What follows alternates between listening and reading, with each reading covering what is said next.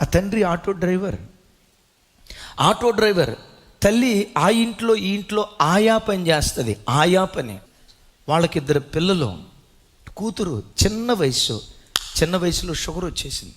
ఆ కొడుకు మొన్న మధ్య అన్నాడట, దసరా కల్లా నాకు 2,80,000 బండి కావాలి. ఏ బండి?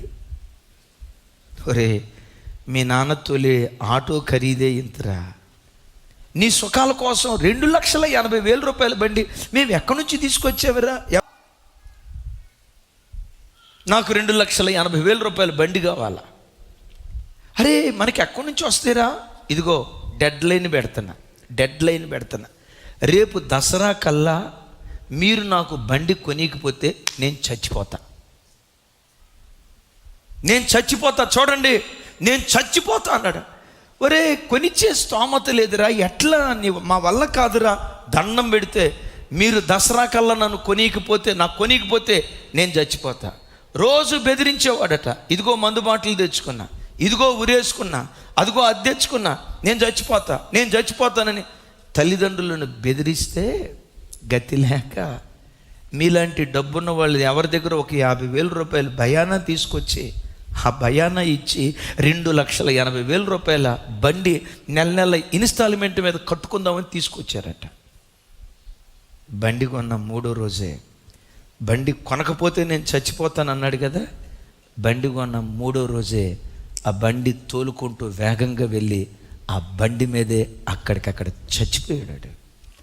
సరే, ఒక కూతురు షుగర్ వ్యాధిగ్రస్తురాలు, చిన్నతనంలో షుగర్ వచ్చింది. ఆ తల్లిదండ్రులు బ్రతికేది కొడుకు కోసమేగా. బండి కొనికపోతే నేను చచ్చిపోతా అన్నాడు, కొనిచ్చారు, చచ్చాడు. తల్లిదండ్రులు చెప్పే మాటలు చూడండి. అయ్యో బిడ్డ చనిపోయాడని రొమ్ము కొట్టుకోవట్లా, బాధ ఉందో వాళ్ళకి.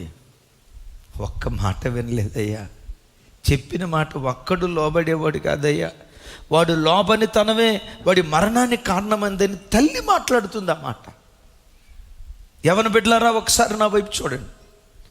నీ స్థితి కూడా ఒకవేళ ఆ కోణంలో ఉందేమో, జాగ్రత్త. అమ్మ నిన్ను గూర్చి ఏడిస్తే, నాన్న నిన్ను గూర్చి ఏడిస్తే, ఇలాంటి కొడుకు నా కడుపుని ఎందుకు పుట్టాడు, ఇలాంటి కూతురు నా కడుపుని ఎందుకు పుట్టి, వీళ్ళు పుట్టకుండా ఉంటే బాగుండని కన్న గర్భం నిన్ను గూర్చి ఏడుస్తూ కన్నీటి చుక్కలు రాలిస్తే గ్రహించండి, ఆ కన్నీటి చుక్కల్లో నుంచి శాపపు విప్లవం బయలుదేరుతుంది. జాగ్రత్త. కన్న గర్భం ఎప్పుడు నేను చూసి మురిసిపోవాలి.